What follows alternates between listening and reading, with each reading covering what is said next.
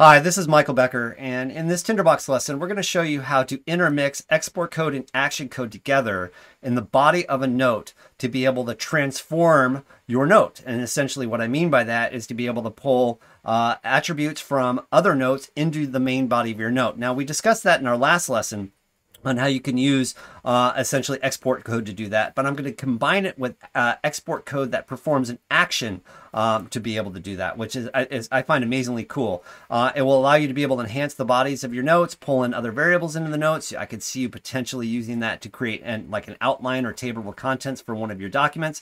There's just so many different ways that you could leverage this capability. I'll leave that up to you for your creativity, but I want to show you how the technique works.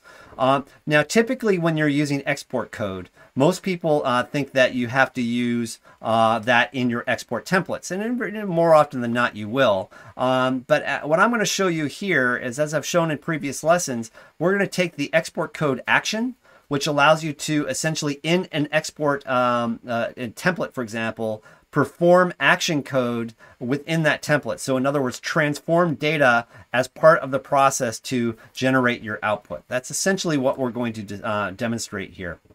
And so if you go and let's take a look at this particular article. So let's say I'm working on an article, and this article is about something really interesting, and I'm sure you're amazed by all the topics and supporting points that are raised. And then I've got a conclusion of the article, and here is the epic conclusion to this piece.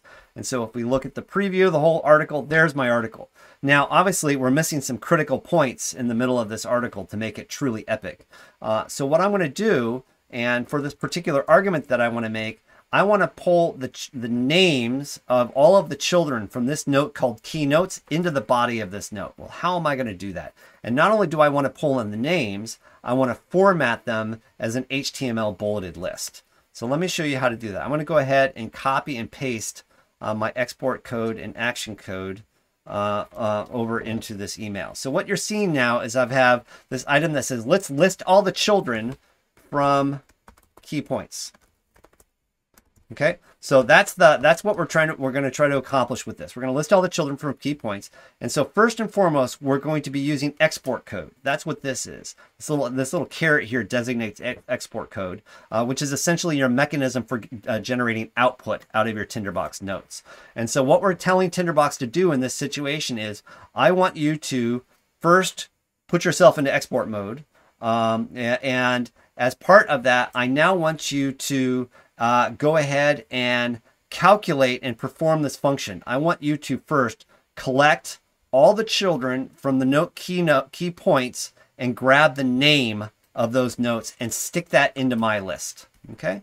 And then the second step in this action I want you to do is then take my list, essentially retransform my list by taking my list and formatting the items in that list into an HTML bulleted list.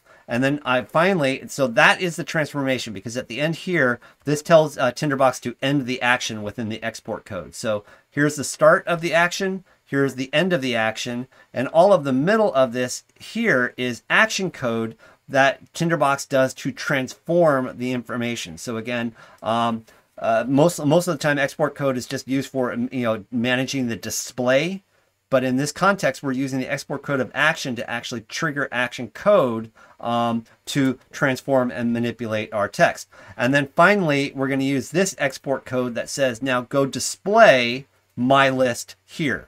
And so again, action, create the list, format the list, then display it. Okay, so now let's go ahead and take a look at what we see. Now, in order to make this work, we don't want to have any spaces in our action code. I just broke that up so you could actually see it and we could talk about it a little bit. So now when I go to look at preview, there we go. Essentially, you see what it's doing. It's pulling point 1, point 2, point 3, point 4, point 5, and the notes. Basically, all of the notes and not the descendants within key points. Really interesting. So now let me show you another example of what we could do. Here's another example. We're now going to list all the notes, but we're going to have a condition. So if I go like this, and I'm going to say list all of the generate the list without the notes. And you'll notice here, then I'm going to now use the action code collect if. And so what I'm saying, collect if they're children of key points, but only if the prototype is not p notes. And you'll see what I've done is this this note here is referred to as p notes. So when I now go and generate that list, you see we get the same list, but now without the prototype notes. So again, you can start making a little bit more informed, discerned decisions on how you want this, this information to go. Now, we'll also too, you notice we've been using unordered lists. What happens if I go ahead in here and I make this a U, and you see how that just changed, that these curly quotes just changed, or straight quotes just changed into curly quotes. So we need to make sure that those are properly done. And now look what happens. If we go to preview, they're now not an ordered list, they're not a bolded list. Also very cool.